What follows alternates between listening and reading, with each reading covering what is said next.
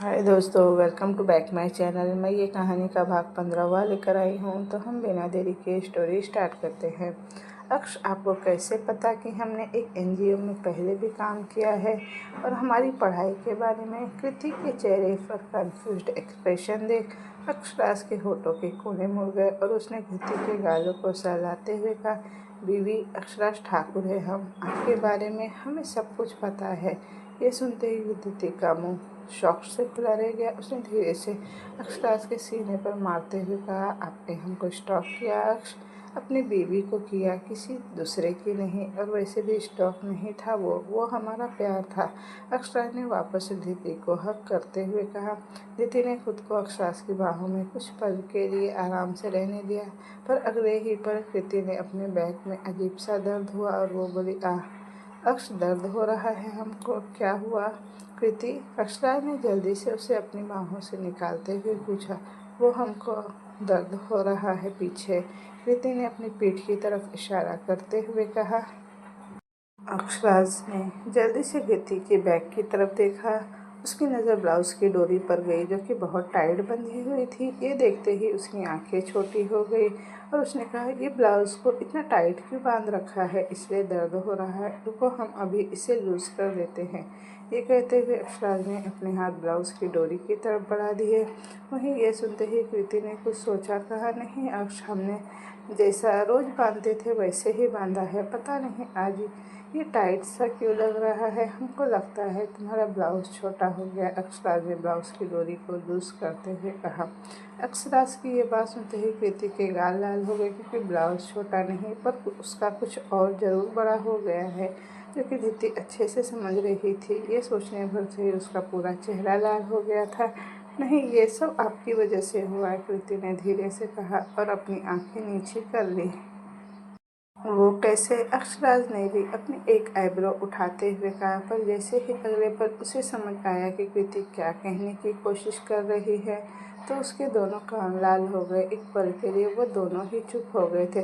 तभी अक्षराज का फ़ोन अचानक से बजने लगा। उसने फ़ोन उठाया और कुछ सुनते हुए कहा, ठीक है, हम अभी आते हैं। अक्षराज ने कृति को अपनी तरफ घुमाया और उसके माथे को चूमते हुए बोला, ख्याल रखना अपना, हम फैक्ट्री जा रहे हैं। कृति ने अपना सर हाँ में हिलाया और अक्षराज वहाँ से जाने को मुड़ा। तभी उसे कुछ याद आया और उसने वापस कृति की तरफ घूमते हुए कहा, हम प्रैक्टिकल थैंक यू का इंतज़ार करेंगे। कृति, ये सुनते ही कृति की आंखें बड़ी हो गई और ये देखते ही अक्षराज ने अपनी एक आई विंक की और वहाँ से चला गया। उसके जाते ही कृति के चेहरे पर एक हसीन सी मुस्कुराहट आ गई।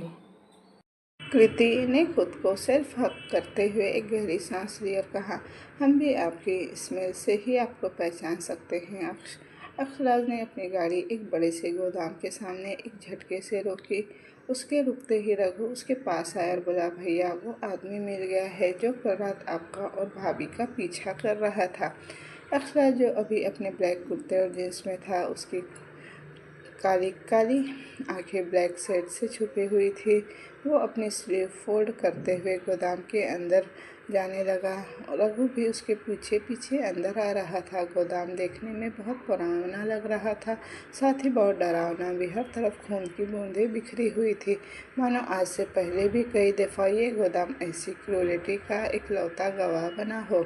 अक्षराज अब लगभग गोदाम के बीचों बीच खड़ा था। उसके सामने एक शख्स रस्सी से बंधा था।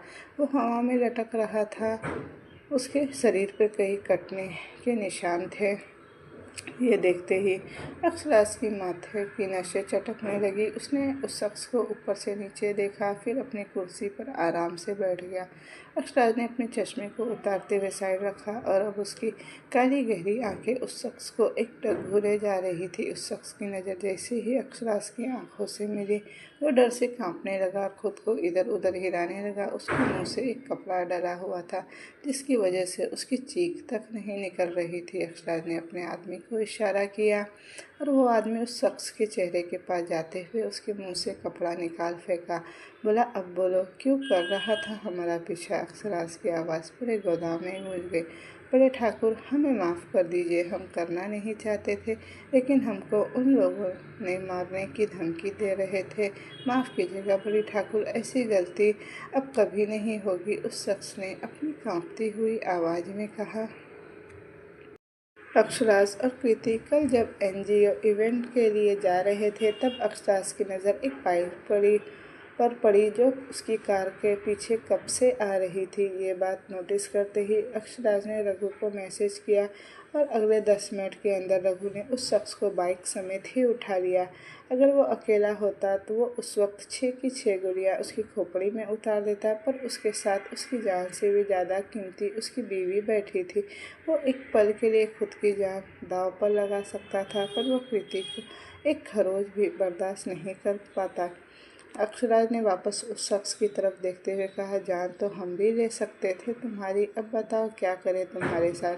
मालिक छोड़ दीजिए, कभी आपको मेरा ये शक्ल अब कभी नहीं दिखेगा, माफ़ कीजिएगा बड़े ठाकुर। वो शख्स जोर जोर से रोते हुए बोला। ये सुनते ही अक्षराज एक झटके से अपनी सीट से उठा और रघु को कुछ इशारा किया और अक्षराज वहाँ से निकल गया। रघु समझ चुका था कि अब उसे क्या करना है। करीब 1 घंटे बाद फैक्ट्री। आपने उसको कैसे जाने दिया? हमको तो मन कर रहा था वहीं उसकी जान ले ले।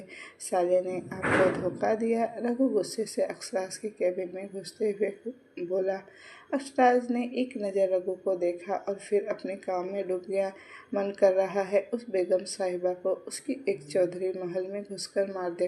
रघु गुस्से से तिल मिलाते हुए बोला। अक्षराज ने फिर उसे इग्नोर किया और अपने काम में लग गया। भैया जी, आपको क्या हुआ है? आपको गुस्सा काहे नहीं आ रहा? रघु ने इस बार अक्षराज की तरफ देखते हुए कहा, क्योंकि आज हम बहुत खुश हैं। अक्षराज ने सिंपल सा जवाब दिया। रघु की आंखें छोटी हो गई, फिर बड़े होते हुए उसके चेहरे पर अब स्माइल एकदम मुस्कुराहट बड़ी हो गई। उसने जल्दी से अक्षराज को उसकी सीट से उठा लिया और उसके गले से लगते हुए बोला, मुबारक हो भैया जी, आप पापा बनने वाले हैं और हम चाचू हम भी बहुत खुश हैं। आपको पहले बताना चाहिए था ना, हम अभी पूरे बेगूसराय में लड्डू बंटवा देते हैं। अक्षराज की आंखें शौक से बड़ी हो गई और उसके कान लाल हो गए। वो फालतू का गुस्सा नहीं करना चाहता था, क्योंकि आज उसने कृति को गिफ्ट दिया था। ऊपर से कल रात की खुमारी अब भी उसके रोम रोम में बसी हुई थी और रात की बात थी उस शख्स की, तो उसने पहले ही उसके ऊपर आदमी लगाए हुए हैं और अब वो शख्स सीधा जाकर बेगम साहिबा से मिलेगा, उसके बाद अक्स के आदमी फिर उसे पकड़ लेंगे और इस बार अक्स के हाथ लगेगा सबूत। उसने सब प्लान कर रखा था, इसलिए उसे गुस्सा नहीं आ रहा था, पर उसे नहीं पता था कि उसकी ये बात है कि वो आज खुश है, इसका मतलब रघु ये निकालेगा वो पापा। हाँ, ये उसके लिए बहुत बड़ी खुशी होगी, लेकिन अभी वो कृति के लिए कॉम्प्लिकेटेड हर चीज़ नहीं करना चाहता था। अभी उसे बहुत कुछ निपटाना था। भैया जी, हम आपके लिए बहुत खुश हैं, हमको पता है ये सब इतना जल्दी होगा, आप इतनी जल्दी हमको चाचू भी बना देंगे। ऊपर से आप हमको अभी बता रहे हैं हम अभी एक बम्पर पार्टी का इंतज़ाम करते हैं। ये आखिर अक्षराज ठाकुर की खुशी में पूरा बेगूसराय शामिल होगा। रघु की एक्साइटमेंट उसकी आवाज़ से पता चल रही थी। अपने भाभी को डॉक्टर दिखाया? नहीं तो अभी हम वो डॉक्टर, क्या नाम है वो डॉक्टर का? हाँ हाँ, तृप्ति, उसको बुलवा लेते हैं हवेली, उसका नंबर है हमारे पास। ये कहते हुए रघु ने अपना फ़ोन निकाल लिया। रघु की प्लानिंग सुन अक्षराज की आंखें लगभग अब बाहर ही आ चुकी थी। उसने जल्दी से रघु के हाथों से फ़ोन छीना और शॉक्ड होकर उसे देखने लगा। क्या हुआ भैया जी? आपको तृप्ति से नहीं चेक करवाना? कोई बात नहीं, हम अभी हॉस्पिटल से डॉक्टर उठवा कर लाते हैं, रघु ने अक्षराज की देखते हुए कहा। और इतना कहते ही वो जल्दी से केबिन से निकलने लगा, पर तभी उसे अक्षराज की एक तेज़ आवाज़ सुनाई दी। रघु, जैसा तुम सोच रहे हो ऐसा बिल्कुल नहीं है, ऐसा कुछ भी नहीं है, और अभी तुम चाचू नहीं बनने वाले हो। ये कहते हुए अक्षराज ने लगभग शर्म से अपनी आंखें ही बंद कर ली। वही ये बात सुनते ही रघु के कदम एकदम से रुक गए और उसके चेहरे पर आई खुशी अब जा चुकी थी। वो अक्षराज की तरफ मुड़ा और उसे देखते हुए हैरानी से बोला कि क्या बोले भैया जी? पर आपने तो बोला कि आप बहुत खुश हैं। हाँ, तो हम खुश हैं ना, अक्षराज ने जल्दी से अपना जवाब दिया। तो हम चाचू बन रहे हैं ना, रघु ने वापस से कहा। नहीं, तुम चाचू नहीं बन रहे हो रघु, हम इसलिए खुश नहीं हैं। उफ, हम कैसे समझाए तुमको। ये कहते हुए अक्षराज ने अपने बालों को जकड़ लिया। माफ़ कीजिएगा भैया जी, लगता है हम कुछ ज़्यादा ही एक्साइटेड हो गए थे और इतना कुछ सोच लिए थे। रघु ने अपनी गलती समझते हुए कहा। उसे पता नहीं क्या हो गया था। जैसे ही उसने सुना कि अक्षराज खुश है, उसको लगा कि ये खुशी वैसी खुशी है और वो अपने इमोशन पर कंट्रोल नहीं कर पाया। अक्षराज ने कहा, कोई बात नहीं। वो अब रघु को भी नहीं देख पा रहा था। पता नहीं क्यों उसे अपने अंदर एक अजीब सी फीलिंग महसूस हो रही थी। उसका बच्चा, उसका और धृति का बच्चा, ये सोचने भर से अक्षराज की पूरी बॉडी गूज़बम्प से भर गई। उसकी आंखों के सामने कृति का चेहरा एकदम से घूम गया और ये होते ही उसके चेहरे पर एक स्माइल आ गई। पर अगले ही पर रघु की बात सुन वो अपने सपनों की दुनिया से बाहर निकला। अब आप बताइए, काहे जाने दिए उस आदमी को। रघु ने फिर से अपने चेहरे पर गुस्सा लाते हुए कहा। अक्षराज ने अपनी आंखें बंद करते हुए एक गहरी सांस ली और वो सब रघु को बता दिया। वो अब समझ चुका था कि अगर उसने रघु को नहीं बताई ये बात तो पता नहीं रघु आगे क्या क्या ही सोचता। वही रघु ने जैसे ही अक्षराज का प्लान सुना, उसकी आंखें चमक उठी और वो खुश होते हुए अक्षराज से बोला, भैया जी आपको पहले बताना था ना, हम बेकार ही इतना गुस्सा कर गए। अब हमको अपना ब्लड प्रेशर भी चेक करवाना होगा, आते हैं ज़रा डॉक्टर से मिलके। ये कहते हुए डॉक्टर रघु एक स्माइल करके अक्षराज के केबिन से निकल गया। अक्षराज ने एक नज़र रघु को देखा और उसके चेहरे पर एक स्माइल आ गई। डॉक्टर तृप्ति। रात का वक्त अक्षराज के कमरे का गेट खुला और दो बार अपनी पलकें झपकाई। कमरे में हर तरफ अंधेरा देख उसकी सांसें एक पल के लिए भारी हो गई। उसने कृति को आवाज़ लगाई, कृति, कृति क्या तुम यहाँ हो। अक्षराज को जब कोई रिस्पॉन्स नहीं मिला तो वो स्विच बोर्ड की तरफ बढ़ गया। पता नहीं क्यों आज उसका दिल जोरों से धड़क रहा था। कृति ने कभी भी ऐसे कमरे की सारी लाइट्स ऑफ नहीं की थी, पर जैसे ही वो अभी स्विच ऑन कर पाता, उसे अपने सीने पर एक हाथ फील हुआ और अगले ही पल हवा में मारी चॉकलेट फिलिंग से खुशबू फैल गई। अक्षराज की सांसें अपने आप काबू में आ गई। उसने धीरे से उन हाथों पर अपने हाथ रखते हुए कहा, कृति, ऐसा फील हो रहा था जैसे उसकी बॉडी में एक खून दौड़ रहा हो। Thank you. अक्षराज ने कंफ्यूज होकर पूछा, हाँ अक्स, आपने सुबह कहा था ना कि आपको प्रैक्टिकल थैंक यू चाहिए। ये कहते हुए कृति उसे कहीं ले जाने लगी। अक्षराज सच में इस बारे में भूल ही चुका था, पर अब ये बात याद आते ही वो धीरे धीरे सब कुछ समझ रहा था। अभी वो कुछ कृति से कह पाता कि उसका एहसास हुआ। अब वो दरवाजे के पास नहीं बल्कि अपने कमरे के बीचों बीच लगे अपने बेड पर बैठ चुका है। कमरा पूरी तरह से अंधेरे में था, जहाँ तक कि बालकनी के पर्दे भी कृति ने पहले ही लगा दिए थे। इस अंधेरे में वो अपने सामने कृति को देख भी नहीं पा रहा था। फिर भी पता नहीं कृति ने उसे बिल्कुल ठीक जगह पर लाकर बैठाया था। कृति। अक्षरा ने फिर से आवाज़ लगाई और जैसे ही उसे कृति खुद से दूर जाती हुई महसूस हुई, अगले ही पल उसने एक दफ़ा फिर से कृति की आवाज़ सुनी। हाँ, अक्षराज की बॉडी सिहर गई उसकी इस तरह की आवाज़ सुनकर। उसे अब कृति अपने पास चाहिए थी। वो देख तो नहीं पा रहा था, वरना अभी कृति उसकी जगह होती और वो कृति के अंदर होता। अभी अक्षराज यही सब सोच रहा था कि उसकी आंखें हैरानी से बड़ी हो गई, क्योंकि कृति के हाथ नीचे की ओर जा रहे थे। तभी धृति ने कहा, हमको लगा आपको हमारे थैंक यू का इंतज़ार है अक्ष। कृति ने अक्षराज के हाथों को सहलाते हुए कहा। उसकी ये बात सुन अक्षराज की बॉडी फ्रीज हो गई थी। हाँ, उसने कहा था ये चीज़ धृति से एक्सेप्ट तो नहीं किया था उसने।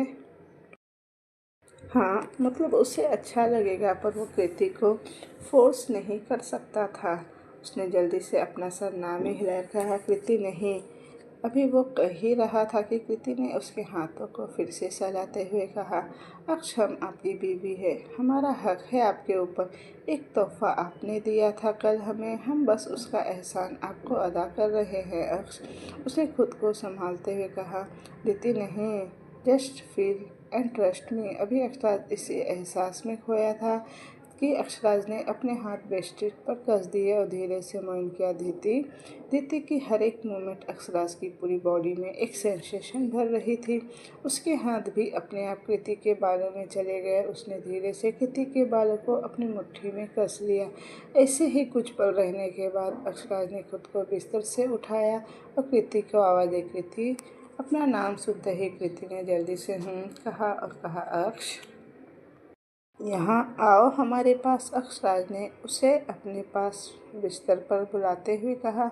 उसे नहीं पता था कि धीति अभी कहाँ है, क्योंकि कमरे में अभी बिल्कुल अंधेरा था। तभी उसने अपने पास किसी के आने का एहसास हुआ। उसने एक झटके से कृति को अपने ऊपर खींच लिया और उसकी गर्दन को स्मेल करते हुए कहा, क्या तुम्हें दर्द हो रहा है? नहीं अक्ष, हम बिल्कुल ठीक है और ये हमारा फैसला था, धीति ने खुद को संभालते हुए कहा। अभी वो कुछ और कह पाती कि अक्षराज ने अपने अंगूठे को उसकी चिन पर रखा और उसके चेहरे पर अपने होठों के पास लाते हुए कहा, I love you Dhriti, I love you. ये कहते ही उसने अपने होठ कृति के होठों पर रख दिए। एक लंबी और डीप पैशनेटली किस के बाद अक्षराज ने धीरे से उसके होठों को खुद से रिहा करते हुए कहा, हमको तुम्हारा ये प्रैक्टिकल थैंक यू बहुत पसंद आया। ये सुनते ही कृति का पूरा चेहरा लाल हो गया और उसने अपना सर अक्षराज के सीने पर रख दिया। अपनी उंगलियों से वो उसके बटन्स के साथ खेलते हुए बोली, हम और कुछ भी कर सकते हैं प्रैक्टिकल में। ये सुन अक्षराज के चेहरे पर एक स्माइल आ गई। उसने धृति को अपनी बाहों में जकड़ लिया और उसके बालों को सहलाते हुए कहा, नहीं धृति, हम नहीं चाहते कि हमारी बीवी काम के पहले दिन ही थकी थकी हुई सी महसूस करे। ये सुनते ही कृति ने 2 पल के लिए कुछ सोचा, फिर एक झटके से अपना सिर उसके सीने से निकालते हुए अक्षराज को देखने की कोशिश की और अपनी आंखें बड़ी करते हुए बोली, क्या हम कल? हाँ, कल से ही तुम एनजीओ ज्वाइन कर रही हो, अक्षराज ने कृति के माथे पर किस करते हुए कहा। कृति की आंखें एक मुस्कुराहट के साथ खुली। उसकी आंखें ऊपर सीलिंग पर टिकी हुई थी और उसके जहन में अक्षराज का चेहरा घूम रहा था। उसके होठों की मुस्कान देख कोई भी बता सकता था कि वो अक्षराज ठाकुर के ख्यालों में है। धृति ने अपने हाथ बिस्तर पर फैलाए और खुद को संभालते हुए उठ गई। उसकी नज़र खुद पर गई, जो अभी बस अक्षराज की शर्ट में लिपटी थी। उसने अक्षराज की शर्ट को स्मेल किया और अगले ही पल उसकी आंखें बड़ी हो गई। हे भगवान, हम आज के दिन लेट नहीं होना चाहते। ये कहते हुए कृति खुद को संभालते हुए वॉशरूम की तरफ भागी। नीचे हॉल में धृति, जिसने एक पीली और घिनौनी साड़ी पहनी थी और अपने बालों का मेसी सा बन बनाया हुआ था, उसकी नज़र डाइनिंग टेबल पर थी जहाँ एक मेड सुबह का नाश्ता सेट कर रही थी। वो जल्दी से उस नौकरानी के पास गई और बोली, अपनी माँ को कहीं देखा है क्या? धृति की आवाज़ सुन वो नौकरानी जल्दी से बोली, जी ठाकुराइन, मालकिन तो रसोई में है। कृति की एक स्माइल पास की और जल्दी से किचन की तरफ भागी। उसकी नज़र सीमा जी के ऊपर गई, जो जूस को ग्लास में सेट कर रही थी। ये देखते ही कृति उनके पास गई और बोली, सॉरी माँ, आज हमको थोड़ी देर हो गई उठने में। उसकी आवाज़ सुन सीमा जी ने जल्दी से अपना सर उठाया और उसे देखते हुए प्यार से बोली, तो क्या हुआ बेटा, हम समझते हैं। उसकी ये बात सुनकर कृति के गाल लाल हो गए, क्योंकि सीमा जी किस तरफ इशारा कर रही थी वो ये बहुत अच्छी तरह से समझ रही थी। उसने जल्दी से अपना सर नाम हिलाकर कहा, नहीं माँ, फिर भी हमको पहले आना चाहिए था। आपको सब कुछ अकेले करना पड़ रहा है। अरे बेटा, हम तुमको अपने घर की लक्ष्मी बनाकर लाए हैं, लक्ष्मी से काम नहीं करवाते। वैसे भी इतने सारे लोग हैं यही काम करने के लिए। ये कहते हुए सीमा जी प्यार से कृति के बालों में हाथ फेरने लगी। ये सुनते ही कृति का चेहरा चमक गया और अगले ही पल उसकी हंसी निकल गई। जैसे ही सीमा जी ने कहा, वैसे एक बात बताए, हम भी अभी ही आए हैं। कृति को मुस्कुराता देख सीमा जी भी मुस्कुराने लगी। कुछ पल बाद आज बहुरिया को लेकर एनजीओ चले जाना, जितनी जल्दी काम शुरू होगा उतना अच्छा है, मालती जी ने अक्षराज की तरफ देखते हुए कहा। साथ ही उनकी नज़र बलराज ठाकुर पर भी थी जो कि खुश नहीं लग रहे थे। अक्षराज ने अपना सर हाँ में हिलाया और तभी प्रकाश ठाकुर अपना नाश्ता खत्म करते हुए बोले, हमको आज एक राजनीतिक रैली के लिए पटना निकलना पड़ेगा और 2 हफ्ता लग जाएगा। इसी में मालती जी ने अपना सर हाँ में हिलाया और बलराज ठाकुर उठकर चले गए। उनके जाते ही मालती जी ने कृति को देखा जो कोने में खड़ी थी। वो उन्हें देखकर बोली, आजा बैठ के नाश्ता कर ले अपने पति के साथ, हम जा रहे हैं अपने कमरे में। ये कहते हुए दादी हंसती हुई वहाँ से चली गई और उनकी बातें सुनते ही कृति की नज़र अक्षराज की तरफ चली गई जिसके कान हल्के लाल हो चुके थे। ये देखते ही कृति उसकी तरफ बढ़ गई। उन दोनों को एक साथ देख सीमा जी ने भी एक छोटी सी स्माइल करते हुए वहाँ से कमरे की ओर चली गई। सबके जाते ही अक्षराज ने एक झटके से कृति का हाथ पकड़ा और उसे अपने ऊपर खींच लिया। आह! कृति के दोनों हाथ अक्षराज के सीने पर आ गए और वो अक्षराज के गोद में जा गिरी। अक्षराज ने कृति के पास अपना चेहरा ले जाते हुए उसे स्मेल कर कहा, हम तुमको खिलाएंगे। वहीं कृति जो अभी भी डर रही थी, उसे और अक्षराज को ऐसे कोई देख न ले। अक्षराज की ये बात सुन वो अपना सर ना में हिलाते हुए, अक्ष यहाँ कैसे कोई देख लेगा हमें, तो देखने दो ना, हम अपनी बीवी को खिला रहे हैं, किसी और की बीवी को नहीं। अक्षराज ने ये कहा और आलू के पराठे का टुकड़ा कृति की तरफ बढ़ा दिया। कृति ने फिर अपनी आंखें सब तरफ घुमाते हुए देखा और वो निवाला जल्दी से खा लिया। उसकी ये हरकत देख अक्षराज के चेहरे पर मुस्कुराहट आ चुकी थी। ऐसे ही एक एक करके अक्षराज ने 2 पराठे उसे खिला दिए थे। अब हो गया, अब हम और नहीं खा सकते, हमारा पेट भर गया है। धृति ने अपना पेट पकड़ते हुए कहा। ये देखते हुए अक्षराज के आईब्रो आपस में जुड़ गई और अगले ही पल उसके चेहरे पर एक हसीन मुस्कुराहट आ गई और वो धीरे से धृति के कानों के पास गया और बोला, बीवी इतना कम खाएंगी तो ताकत कैसे आएगी आपको हमको अकेले झेलने की। ये सुनते ही कृति का मुंह खुल गया और उसने अक्षराज की तरफ अपनी आंखें बड़ी करके देखते हुए कहा, अक्ष आप भी ना। अब तक वो खुद समझ चुकी थी और उसका पूरा चेहरा भी लाल हो रहा था शर्म से। हम भी क्या ना कृति, आखिर आपसे ज़्यादा किसको पता होगा, अक्षराज ने दोबारा से कहा और उसको सुनते ही कृति ने अपना चेहरा अक्षराज के सीने में छुपा लिया। अक्ष ऐसे मत बोलिए ना, कैसे न बोले बीवी। अक्षराज ने अपने दूसरे हाथ से कृति की लोअर बैक को सहलाते हुए कहा, आप भी ना, छोड़िए हमको जाने दीजिए वरना हम लेट हो जाएंगे आज। ये कहते हुए वो अक्षराज की पकड़ से बाहर निकलने की कोशिश करने लगी। अक्षराज ने एक नज़र टाइम को देखा और फिर अपनी पकड़ उस पर से ढीली कर दी। ये महसूस करते ही कृति एक झटके से उसकी पकड़ से निकली और कमरे की तरफ चली गई।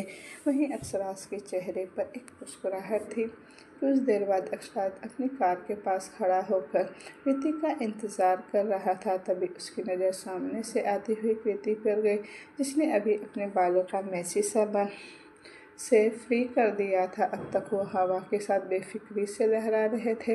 ये देखते ही उसका दिल जोरों से धड़कने लगा। वो लगभग एक अलग ही दुनिया में खो चुका था।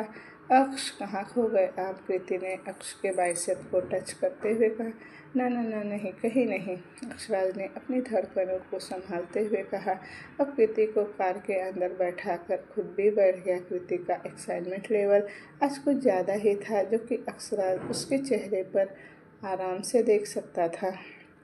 वो जानता था कि कृति कमरे में रह कर बोर हो जाती है और ऊपर से कृति ने जितना उसे आज तक बताया था वो उस बात से इतना तो समझ गया था कि कृति को ऐसे खाली बैठना बिल्कुल पसंद नहीं था।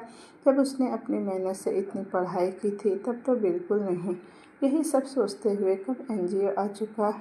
अक्षराज ने अपनी गाड़ी रोकी और कृति की तरफ देखने लगा जो पहले ही उसे देख रहा था। अंदर चले, अक्षराज ने कृति के गालों को सहलाते हुए कहा। कृति ने ये सुनते ही जल्दी से अपना सर हाँ में हिलाया। दोनों कुछ ही पलों में एनजीओ के अंदर थे। अक्षराज ने मिस सारथी जो वहाँ काम करती थी उनको पहले से कृति के बारे में बता दिया था। कृति को यहाँ देख मिस सारथी भी बहुत खुश थी। आखिर इवेंट में ही उन्होंने कृति को काफ़ी अच्छे से समझ लिया। कृति का प्यारा और समझदार नेचर उन्हें भी काफ़ी पसंद आया और ऊपर से अक्षराज का ये ब्लाइंड ट्रस्ट साबित करता है कि कृति उसके लिए क्या मायने रखती है। अक्षराज ने कृति की तरफ देखते हुए कहा, मिस सारथी तुमको सारे काम समझा देगी और कोई भी ज़रूरत हो तो हमको कॉल करना। कृति ने जल्दी से हाँ में सर हिलाया। यह देखते ही अक्षराज ने आगे बढ़कर कृति के माथे को प्यार से चूम लिया और कहा, हम आएंगे शाम को तुमको लेने। ये कहते हुए अक्षराज एक बार आखिरी बार कृति को देखते हुए वहाँ से चला गया। अभी कृति अक्षराज को जाता देख ही रही थी कि उसे मिस सारथी की आवाज़ आई, जो कह रही थी, हे भगवान, मेरे अक्ष की खुशियों को किसी की नज़र न लगने देना। सालों बाद उसकी ज़िंदगी में खुशियाँ आई है। वैसे ही मिस सारथी ने ये धीरे ही कहा था, लेकिन कृति ने यह सुन लिया और अब उसकी आईब्रो आपस में जुड़ गई। उसे समझ नहीं आ रहा था कि मिस सारथी क्या कहने की कोशिश कर रही है। वो अगले ही पल मिस सारथी की तरफ घूम गई और बोली, आप क्या कह रही हैं मिस सारथी? दीदी का सवाल सुन मिस सारथी का चेहरा डर से भर गया, पर अगले ही पल उन्होंने अपने चेहरे को नॉर्मल करते हुए कहा, अक्षराज को हमने काफ़ी दिनों बाद ऐसे देखा है, इसलिए बस उसकी बलाई ले रहे थे। कृति भी मिस सारथी के रिएक्शन में आए चेंजेस को महसूस कर चुकी थी, इसलिए उसने जल्दी से कहा, पर आपने अभी वो कह ही रही थी कि मिस सारथी ने अपना चश्मा ठीक किया। कहा, जाओ कृति, हम तुमको काम समझा देंगे, फिर कुछ ज़रूरी इन्वेस्टर्स के बारे में बताना है तुमको। ये कहते हुए मिस सारथी केबिन के अंदर जाने लगी। उनको जाता देख कृति ने खुद से कहा, ये मिस सारथी हमसे कुछ छुपा रही है क्या? इन्होंने वैसा क्यों कहा? अक्ष के बारे में धृति को कुछ समझ नहीं आ रहा था। उसने एक नज़र अक्षराज के जाने वाली डायरेक्शन में देखा और फिर मिस सारथी के पीछे पीछे चली गई। वहीं दूसरी तरफ चौधरी महल में हमको अपना बदला लेना है, किसी भी कीमत में। बेगम साहिबा, उसने पहले हमको मारा, फिर हमारे बेटे को हमेशा हमेशा के लिए हमसे दूर कर दिया। हम इस अक्षराज ठाकुर को बिल्कुल नहीं छोड़ेंगे। विक्रम ठाकुर जो अभी अभी हॉस्पिटल से डिस्चार्ज हुआ था, उसके हाथों में फ्रैक्चर और सर पर लगी पट्टी इस बात का सबूत दे रही थी कि वो किन हालातों से बाहर आया था। उसकी आंखों में अक्षराज के लिए बेतहाशा नफरत थी, जो हर पल के साथ सामने आ रही थी। उसके बगल में बैठी रीमा ठाकुर ने अपने बेटे की याद में डूबी हुई थी। वहीं साक्षी, जिसकी नज़र चौधरी महल के हर तरफ घूम रही थी, मानो वो किसी को ढूंढ रही हो। दोनों मियाँ बीवी की बात सुन बेगम साहिबा के चेहरे पर एक कुटिल मुस्कान थी। वो अंदर ही अंदर बहुत खुश हो रही थी। आखिर कोई तो था जिसकी आंखों में अक्षराज ठाकुर को खत्म करने की उतनी ही लालसा थी जितनी कि उनकी आंखों में थी। उन्होंने अपने मुंह में पान रखा, चबाते हुए कहा, उसका फिक्र मत करो, उस अक्षराज ठाकुर का तो हम वो हाल करेंगे कि उसकी रूह तक कांप जाएगी। वो अक्षराज ठाकुर है, ऐसे किसी की चाल में नहीं आएगा। इसके लिए उसकी दुखती नस को पकड़ना होगा। रीमा ठाकुर ने बेगम साहिबा को देखते हुए कहा, हाँ तो उसकी दुखती नस, उसकी कमजोरी है ना वो लड़की? क्या नाम है उस लड़की का? विक्रम ठाकुर गुस्से से बोले। कृति बेगम साहिबा अपने हाथों की मुट्ठी कसते हुए बोली। ये नाम लेते ही उसकी आंखों के सामने अभिनय का सुबह वाला चेहरा घूम गया। उन्होंने आज तक कभी अभिनय को ऐसा नहीं देखा था, इतना मजबूर। पर आज वो बस एक लड़की के लिए बेगूसराय की गद्दी को भी छोड़ने के लिए तैयार था। हाँ धृति, उस लड़की की तो जान निकाल कर रख देंगे। उसकी वजह से हमसे हमारा बेटा दूर हो गया। उसको जिंदा जलाए बिना हमारे बेटे की आत्मा को शांति नहीं मिलेगी। रीमा ठाकुर ने गुस्से से बोला।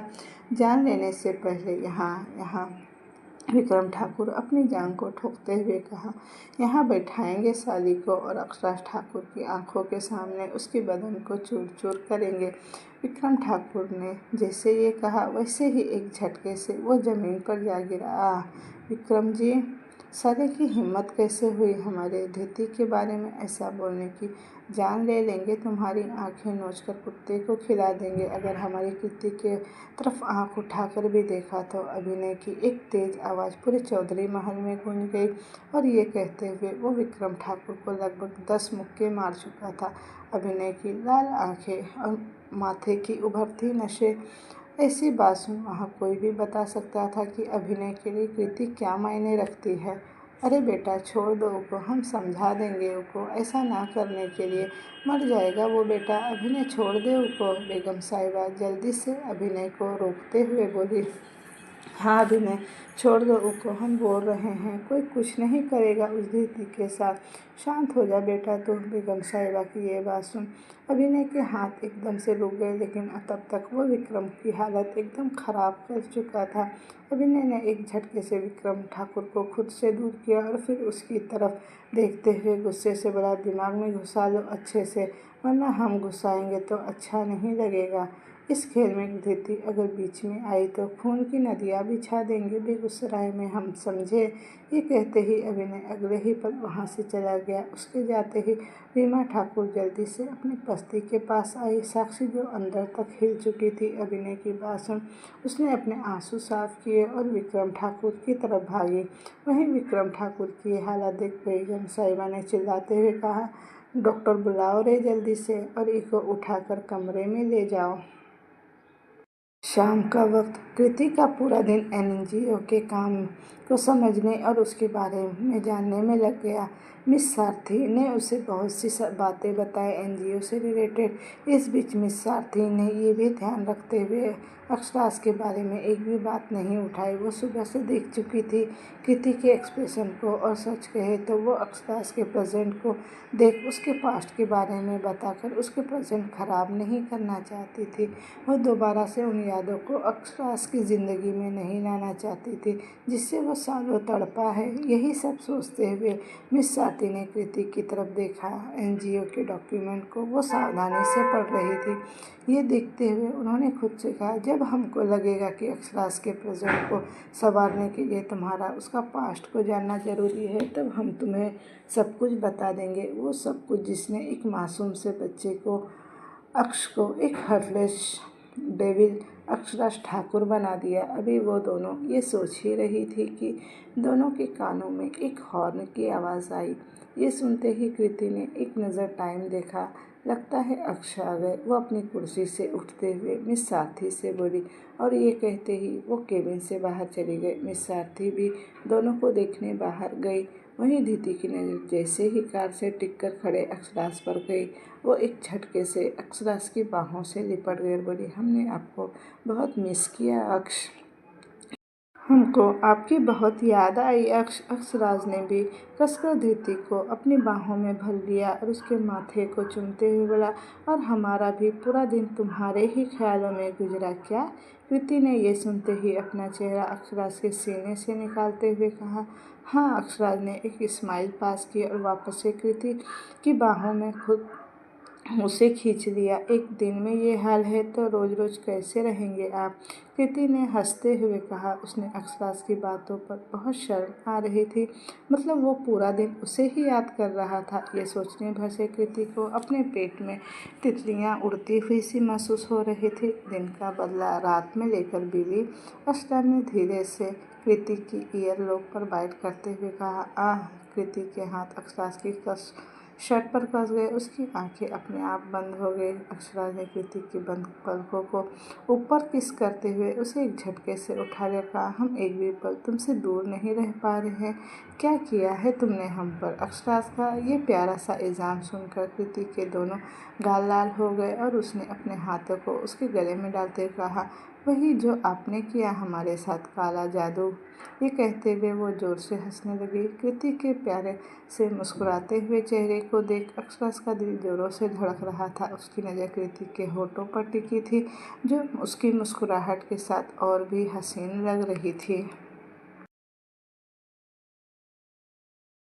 अक्षराज का दिल कर रहा था कि वो अभी यहीं कृति को बोनट से लगाए और उसके होठों को अपने अंदर कैद कर ले। वो अपने ख्यालों को साइड रखा और धीती को अपने साथ कार के अंदर ले गया और अपनी सीट पर बैठते हुए कृति को अपनी गोद में बिठा लिया।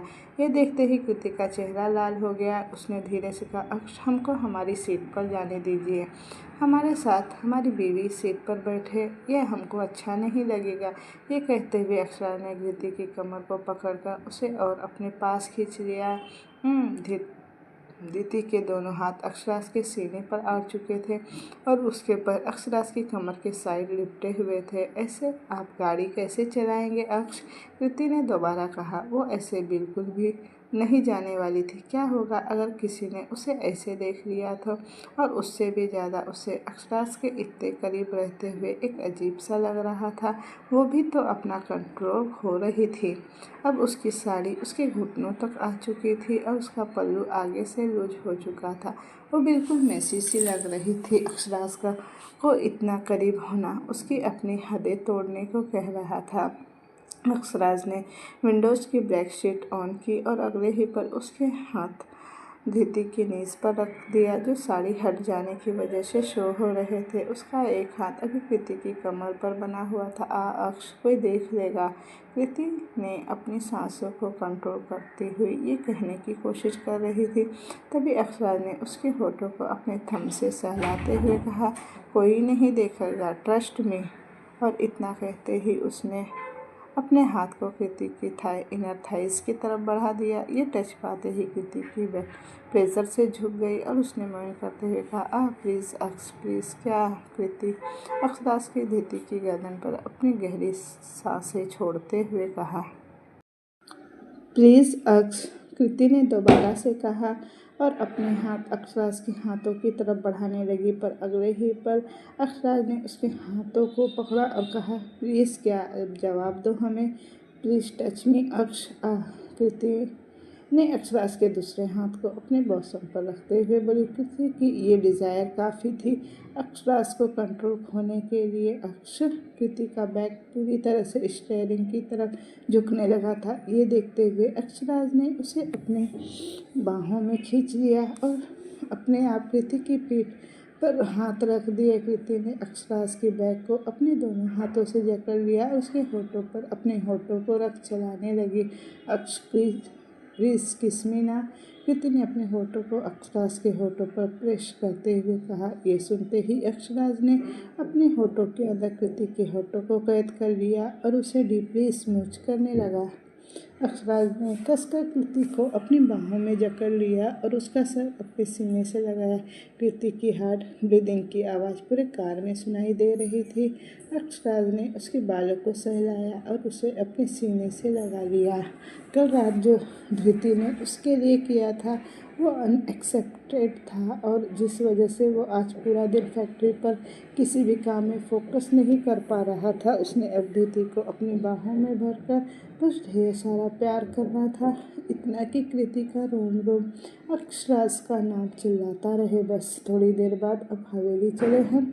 अक्षराज ने धीरे से कृति के बालों को सहलाते हुए कहा, जो अभी के अभी एक्सट्रीम सेशन के बाद उसके बाल बहुत मैसी से हो चुके थे। कृति ने कुछ नहीं कहा, बस अपना सर अक्षराज के सीने से टिकाए बैठे रही। अक्षराज ने उसे वैसे ही बैठे अपनी थार को शुरू किया और अगले ही पल वो दोनों ठाकुर हवेली के पास थे। कृति अपने कमरे में आकर डायरेक्ट ही काउच पर बैठ गई। अक्षराज बाहर से ही वापस फैक्ट्री के लिए जा चुका था। वो बस कृति को यहाँ छोड़ने आया था। वैसे तो वो कृति को अपनी बाहों में लेकर आने वाला था, पर कृति ने उसे मना कर दिया क्योंकि वो नहीं चाहती थी कि घर वालों में से कोई भी उन दोनों को वैसे देखे। उसकी नज़र सामने लगे आईने पर गई और खुद की हालत देखते ही उसके चेहरे पर एक बार फिर से लाली आ गई।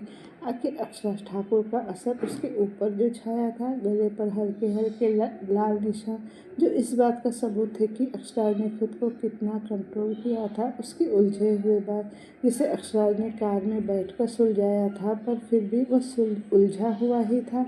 और उसकी साड़ी जो हर तरफ से लूज हो चुकी थी। ये देखते हुए तो कृति की आंखों के सामने अक्षराज का चेहरा ही घूम गया।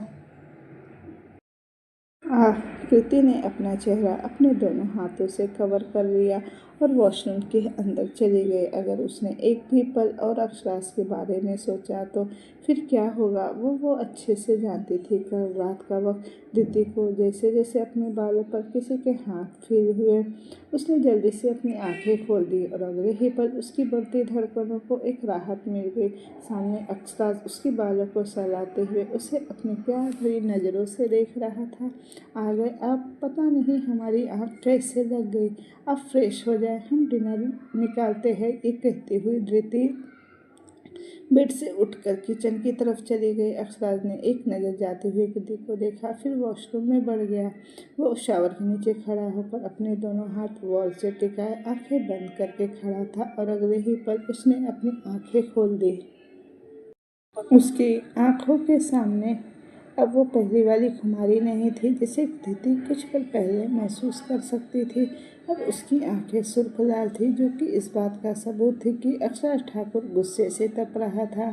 अक्षराज ने अपने हाथों को जोर से दीवार पर मारते हुए कहा, ये ठीक नहीं किया तुमने विक्रम ठाकुर। हमारी धीति के बारे में वैसा सोचने की हिम्मत भी कैसे की तुमने? तुम्हारे बेटे को बीच चौराहे पर मारा था हमने, लेकिन तुमको हम मारेंगे नहीं, बल्कि तुमको इतना तड़पाएंगे कि तुम मरने की भीख मांगोगे हमसे, पर वो भी तुम्हें नहीं मिलेगी। आज जो चौधरी महल में हुआ वो सारी बात अक्षराज को उस बात की सारी खबर मिल चुकी थी। विक्रम ठाकुर का कृति के बारे में वो सब बोलना और उसके बाद अभिनय का अपनी सारी हद पार करके विक्रम ठाकुर को मारना, सबके बारे में उसे पता चल चुका था। तो दोस्तों, ये कहानी अब मैं यहीं तक रहने देती हूँ। इसका नेक्स्ट पार्ट मैं जल्द ही लेकर आऊँगी, तो मुझे कमेंट में बताइएगा कि आपको स्टोरी कैसी लग रही है। Thank you for watching. Bye bye.